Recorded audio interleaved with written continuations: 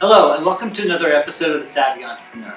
Today, we'll be joined by Rich Maloy, a good friend of mine who is a venture partner at Springtime Ventures, as well as the VP of Engagement at Established. Rich, how are you doing today? Tallis, good to see you. Thanks for having me today. I appreciate it. I appreciate you joining us. So, Rich, tell me a little bit more about how you got involved with entrepreneurship. Sure. I've been an entrepreneur all my life. I mean, ever since doing baseball card shows back when I was a kid. And I remember my first business card when I was around 16.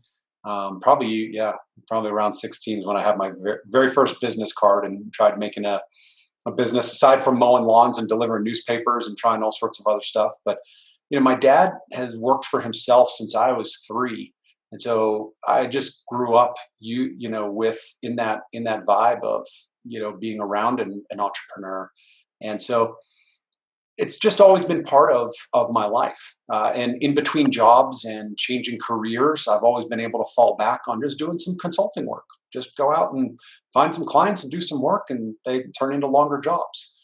So I always tell people that my first career was in finance, and I was in corporate finance. I specialized in analytics and reporting. And my second career was in sales. I actually did tech staffing sales. And both of those careers were in New York City. And so I was in Midtown Manhattan for 14 years. And I always wanted to get into the tech startup world. And I dabbled a little bit in New York. I did one sales job at a tech startup in New York. But I really wanted to dive in deep on the tech startup industry, and I didn't want to do it in New York. After 14 years, I was burnt out. I was ready to head to the mountains. So I moved out to beautiful Boulder, Colorado, sight unseen actually, but I had heard about this thing called Techstars, and I'd read about some other things happening in Boulder, and this was in 2011. And I filled many roles in the startup community in the Front Range. I've been everything from a enthusiastic attendee to an organizer, to an early employee, to a founder, to a sponsor. And I did a lot of work for a while as the startup, running the startup programs for SoftLayer and then for IBM. And now I am both help big organizations find and engage with startups through Established, and I get to invest in startups through Springtime Ventures. So, how was your time at SoftLayer different than your time now at Springtime? You know, I used to joke around that at Springtime that it was like playing VC. It was like playing venture capitalist, except that instead of giving startups money, I was giving them credits to use SoftLayer servers. And there's nothing like that. but but the only reason that I would make that analogy is that we were looking at SoftLayer. SoftLayer ended up being acquired by IBM and became the IBM cloud. But what SoftLayer specialized in was hybrid cloud solutions. And so you could have bare metal servers and with a cloud interface as well. And so there was a very specific niche of startup that we were going after. And so I was out looking for startups. And so it was all about deal flow. And it was all about getting access to the best startups, getting access to them early, understanding what it is that they were doing and seeing if they were a fit for our program. And then if they were, inviting them to be a part of the program. Right. And for a venture firm, there's a lot of nuance around venture, right? But one of the most important things is you have to have access to great companies, and you have to have access to that deal flow, and it has to be the startups and the deal flow that makes sense for you and for your fund and for your thesis. And so while giving away free software, free server credits is nothing like venture investing. It was a nice segue because I was able to when my partner Matt was coming up with the idea, when he came up with the idea and was out trying to make Springtime a thing, and we were out trying to raise money from LPs, I was able to bring this national perspective and this broader deal flow perspective of, oh, I've seen that idea a dozen times and we see this a lot. No, that's really interesting and unique. And I could also put some systems in place and help organize efforts. But I was able to bring that deal flow perspective to the table. Rich, you hit a lot of really good points in that. Do you want to give a more of a higher level understanding to our audience of what venture capital is and how you guys interact with business and how business and the community interact with you? Yeah, absolutely. Yeah, I think one of the important place to start when understanding venture capital is to understand how a venture capitalist makes money. And the first thing is to realize that in order to found a venture capital firm, you have to go out and get money from other people.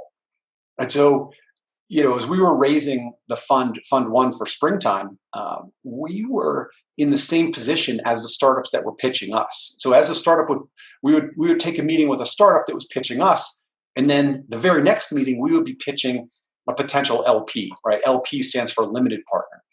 And what the LPs do is they invest their money into the venture fund. And then what the venture fund does is it collects all of that limited partner money, and they don't get a say in what you invest in, right? They're limited. That's the limited part of it. And so instead, they have to trust you and trust your thesis and trust your team that you're going to make the right investment decisions. And then you go out as a venture firm and you take that LP money, and that now becomes your fund money, and you go and invest that into startups. And you may have heard of the 2 and 20 model, right? And so what that refers to is the 2 is a 2% management fee, and the 20 is a 20% carry. And so the management fee is the 2% management fee means that the partners of the general firm, the general partners of the firm, take 2% per year from the total fund and use that to manage the operations, pay the salaries, pay the travel expenses, pay for the software, computers, meetings, whatever the case may be. But the 20 piece refers to how much the VCs, the general partners of the venture firm, keep after they pay back their investors, right? So let's say we have a $10 million fund and we have our first exit, and let's say we get $1 million back on that exit, which is, for a small fund is okay, right? The GPs get nothing out of that, $1 million, right? Because we still have to pay back all of the LPs $10 million. And then after we pay back that $10 million to the LPs, then everything forward, the GPs get 20%, and they give 80% back to the LPs. So the LPs, for them, this is an opportunity to make their money back and then make more and more of it. And the GPs are incentivized to make money on that 20%. And so everything over $10 million, the GPs are only making 20% on that. So that's the structure. Does that make sense? Yeah, absolutely. I'm glad that you are discussing this because so many people come to me and ask me about venture capital. One thing that many people don't realize is that VCs are very different. You mentioned your thesis. Do you want to go over your particular thesis at Springtime and how that can differ from other VCs? Yeah, absolutely. So the as I said before, you have to convince LPs to invest in you as a venture fund. And the way that you do that is you convince them that you have a great team, that you're going to make great decisions, but also you need to, and also access to proprietary deal flow is the VC speak equivalent to startups saying proprietary machine learning algorithms, right? Everybody says that they've got proprietary machine learning algorithms, and every VC says they've got proprietary deal flow. I think I even said that to you when I was pitching PosiFit that we had proprietary ML algorithms. It's so buzzy that it's lost all meaning. Yeah. And there's is your machine learning really machine learning, or is it just complicated if then statements, right? And then you could say the same to VCs, right? Is your deal flow really proprietary, or do you just have a big network like everybody else does? But one of the other pieces that you use to convince your LPs that you're a good investment for them is your thesis, and to say we are only investing in certain things, and we're only investing in these things because these are areas that we understand, or this is our strong belief in why this works. So it's just like Warren Buffett has his perspective on the market, on the public stock market, and this is no different than Warren Buffett has a perspective, and Springtime Ventures has a perspective. I mean, one could argue that Warren Buffett is better at investing, right? But Springtime is still young. We'll see. But the perspective is that thesis, right? And so I'll share with you, for example, the Springtime thesis. So what we're looking for, I think about it as three pieces of the puzzle. And so the first is founders with deep domain expertise. So we want founders that have lived and breathed these problems, and they know where they've got the inside track connections inside of the industry because they've been in this industry for long enough. But they also know where the traps are and where the pitfalls are, so they can jump over those pitfalls. And they can go around them. And they can have the right connections, and so they're set up for success. We believe they're set up for success with that when they have that deep domain expertise. The next piece that we're looking for is truly transformative technology. And then the third piece is in a core industry in America. And those are integrally those are tightly integrated. They are integral to each other. Because first, it has to be a big enough market, right? And so this is another way to think about how venture capitalists are thinking about investments. So if we put a pause on the Springtime theory, right? Let's generalize again to VCs. For a VC to make money, we have to return the whole fund. We have to pay back our investors everything. And we can only do that when we own a small part of a company. So if we only own small pieces of lots of companies, we need one company or two companies to give us that entire return, right? And so if you don't, as a startup, don't have that huge exit opportunity, and by huge, I don't mean 50 million, I don't mean 100 million, I mean hundreds of millions of dollars of exit opportunity. I mean, the world is obsessed with unicorns, whatever, but for a small fund like us, a return in the hundreds of millions would be a fund returner, right? So let's put that back onto Springtime. We believe that one of the things that leads to a fund return opportunity is being in a big market. And so there's tons of potential customers that you could go after, right? Enterprise is a great example of that, right? And so if you're going after the automotive industry, you maybe have only 24, brands worldwide, but they're $1 trillion industries. So those are big industries. But then the tech, and this is the last piece, right, is that tech has to be really, truly transformative. And it has to be something that is going beyond just replacing spreadsheets, right? That you could be replacing whole headcounts. You could be enabling entire businesses. You could be creating new lines of business, creating new opportunities within companies. And so something that just didn't exist before, and now all of a sudden there are examples there of that.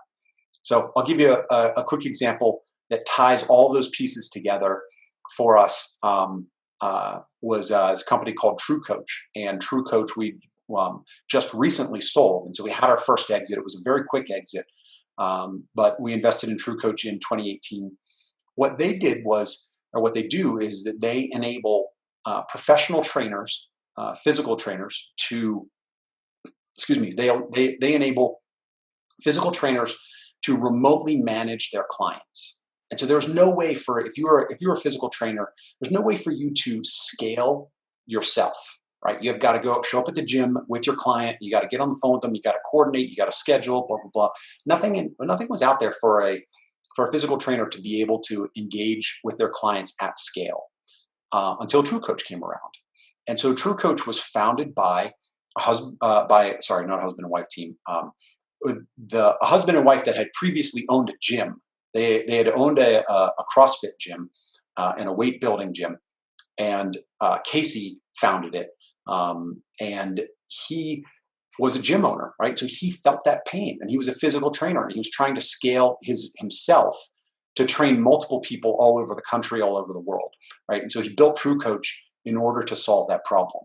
And then it was a core industry in America, physical fitness, and while the physical trainers are not necessarily core, the health and wellness industry is absolutely core, and there's a lot of private equity activity in that space. And then the last piece was it was truly transformative.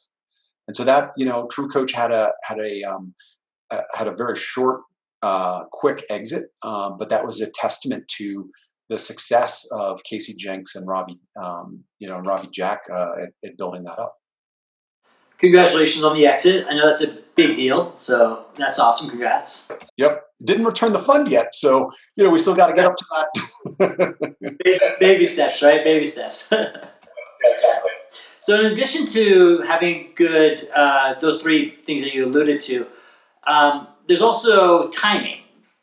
Companies are in different stages. Is there a particular stage that you guys look for? And can you talk about how the stage kind of determines A, the check amount, and B, the type of VC that you're going to be looking for? Yep, absolutely. So we'll generalize that first, right, and talk about the stages and the general.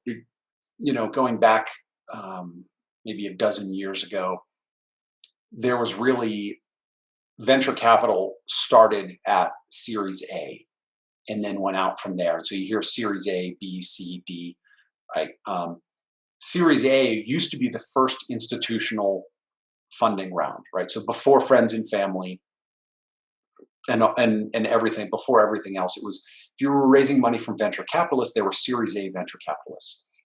But what has happened over the last 10, 12 years is that there's a stage that happens before the Series A stage, and that's the seed stage. And that also used to just be one stage, right? It was just the seed stage. And what the seed stage was, it was a time when the startup was still searching for that scalable, repeatable business model. Two key elements there to a startup, right? Scalable and repeatable. And so in the seed stage, you're still funding a company before it has both of those pieces, before it's scalable and repeatable. They're searching for that right business model. They're searching for that product market fit. And so you're feeding dollars into that organization so that they can find that product market fit, and then they can go on to raise their Series A and B and C and D and so on and so forth. And so and now the seed stage has turned into a seed phase where there's multiple seed phases, right? There's even pre-seed, which is the angels and the friends, family, and fools round, right? And then there's institutional capital and accelerators come in at that first seed where maybe a typical early seed round is typically what we see outside of the Bay Area. Like we're just going to take San Francisco and New York and we're going to leave them in their own little worlds, which is where they are, and that's fine. But the rest of the world, a typical seed round is say a $4 million pre-money valuation, maybe a $4 to $6 million pre-money valuation, and you're raising anywhere from $1 million to $2 million on that valuation, right? And the valuation is it's kind of a made up number. It's kind of a, we all agree that this is kind of what we think the company is worth right now. There's no there's no science to it, little science, mostly art. And so in that early, so you have that early seed, right? And then you have the later seed, and the later seed is anywhere from that 6 to I've seen seed valuations up to $10 million pre-money valuations, raising $2 million on a $10 million pre, for example. And so those are that's the phase, and that could take you. It could be 1 year that you're raising money in seed valuations, or it could be 3 years that you're raising money in seed valuations. And so Springtime, we've invested across the full spectrum of the seed phase. We've invested at the absolute earliest stages, and we've invested at the absolute last money in, last seed round before the Series A opened up the next, in 6 months or whatever. So we've invested across all of those. We typically write about 130K check size is our average check size. We also reserve a big portion of our fund, 40% of our fund is reserved for follow-on investments. And so that means when you go to raise your Series A, we want to evaluate it and decide if we want to follow on, if we want to make an additional investment, which is always a good indicator for your next investors if your previous investors are following on. And plus, that allows you to avoid dilution. Yes, absolutely, right. And so we being the investors, we can maintain our ownership percentage as we continue to follow on, right? Absolutely, right. Because if our ownership percentage shrinks with each round, then we need a larger and larger exit in order for us to make money. in order for our LPs to make money. And so if we're able to maintain that ownership, reduce our, keep our dilution down, but if we're able to maintain our, the way I would think about it would be to keep our ownership percentage, keep our pro rata as it's called, and continue that in the later rounds until that exit comes. Given everything that's going on with COVID, what is the current state of venture capital? Yeah, man, it's such an interesting time right now, and um, I think there's a few things at work here. There are some very very clear losers in this game. Travel, events, anything anything in person. Private equity firms that were previously gobbling up. We were just talking about this health and wellness, gym related businesses and yoga studios supporting fitness. Anything supporting anything remote is booming. There was a telehealth telemedicine company that was uh, it was for vets that we looked at, and we did not end up investing in. But boy, oh boy, they just have investors beating down their door trying to invest in them right now. Excuse me. So you have some very clear losers in this space right now, and you have some very clear winners. But yet that winner piece still is undecided, right? What's happening is that these industries that are getting all this attention, Zoom is getting tons of attention right now, right? But telemedicine is getting a ton of attention, and remote education and nursing. So for established, for example, we just invested in a company called Kamana Health, and what Kamana Health does is it enables nurses to share their information specifically traveling nurses, to share their information more easily, make it more accessible, and have them find the right jobs more, find the right fits for them in job placements. And they had 50% growth in their number of registered nurses on their platform in 1 month. And so, but yet, we still don't know who the winners are, because we still don't know what's happening. We don't know what's coming up in the next 3 to 6 months. And so the onus falls on the startup for them to acquire those customers as quickly as they can, and then hold on to them and ensure that they do have the right products so that they can maintain those customers. And so the state right now is they're still, we were reaching a period coming into 2019, we had seen some of the largest amount of seed stage investment that we had seen in a long time. And coming into 2020, there was still a lot of what's called dry powder, right? There was still a lot of capital that venture firms still had yet to deploy. And now what we're seeing is that venture firms are actually raising the bar for where they're going to make their investments, unless they're in that hot category, right? If they're in that hot anything category, then that's one thing. Everything else, we've seen Series A deals fall apart at the term sheet level because of everything happening. And they said, well, we used to take companies that had annual revenues here, but now we're going to raise the bar to here, and everything else is a wait and see. And so this is going to be there's going to be a squeeze at that Series A right now, because there's still a lot of seed money out there that can be put out, and so the Series A investors can afford to wait a little bit longer. You mentioned that you're also involved with Established. Can you describe that entity and what you do there? Absolutely. So Established is a consulting firm, and we help big organizations find and engage with startups. So what we do is ecosystem development, if you will, at large. Some of our clients include the NASA iTech program, AFWorks, the innovation arm of the Air Force, Silicon Valley Bank, and American Airlines are other corporate clients as well. So what we're out there doing is finding the right startups for these organizations to engage with. We have a program called Startup of the Year, and it's great to be a part of both Springtime and Established, because as a venture capitalist, you say no way more than you say yes. And a great phrase that I love is our partner at Springtime, Rick Patch. He says, "No is the second best answer." And and so you're laughing, right? Because the slow no is the worst.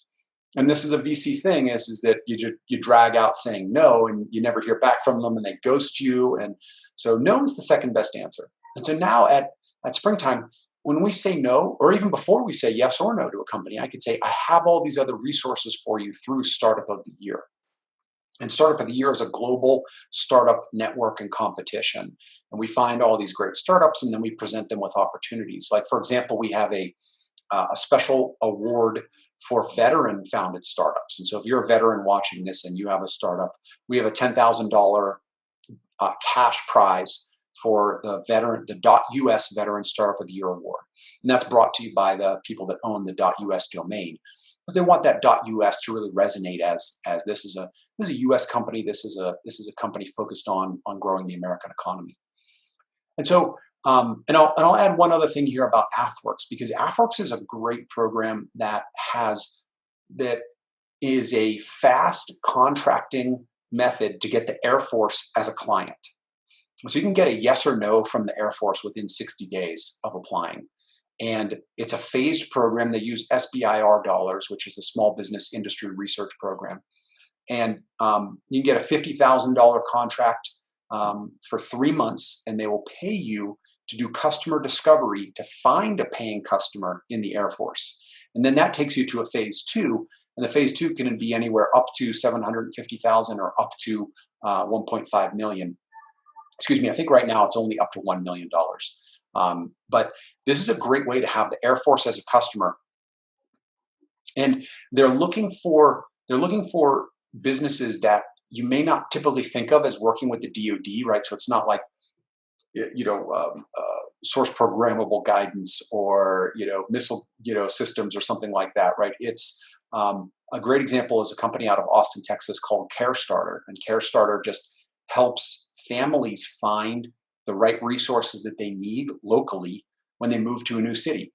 And this is a common problem with any military, as you get moved to a different base, and where's the best daycare, and where are the summer programs, and what are the schools like, and all this. And so this is something you wouldn't think of as being a DoD, having the DoD as a client, but it's a great fit for what's going on. In fact, True Coach has actually had a phase two with the Air Force, because they were enabling airmen that failed their physical to get remote coaching support from the people at the Air Force Research Laboratory that managed the physical training program. So a lot of opportunities exist out there for startups, and my job at both Established and Springtime is to connect startups with the resources they need to succeed. Great, Rich. So if a company was interested or is interested in applying to the Established Startup of the Year program, what would you recommend they do, and what kind of traction are you expecting your applicants to have? Yeah, absolutely. So we at Startup of the Year, we're looking for startups that have that are beyond the idea phase. So you have to have at least a working prototype or a working online product, all the way up to no more than 5 million in funding, in total funding, or and less than 6 years old. So we're firmly in that seed phase for Startup of the Year. And you just go to startupofyear.com, and there's an application on there, and you fill out the application, and we'll get you piped into the network right away. Great. And for Springtime Ventures, we're looking for, as I mentioned before, founders with deep domain expertise, truly transformative technology in core industries. And if you think you may be a fit, then you can go to springtimeventures.com and apply there to learn more about us. Great, Rich. I really appreciate the time today. For everyone else out there, if you are interested in applying to Startup of the Year, please click on the link below, and we'll see you next time. Stay savvy.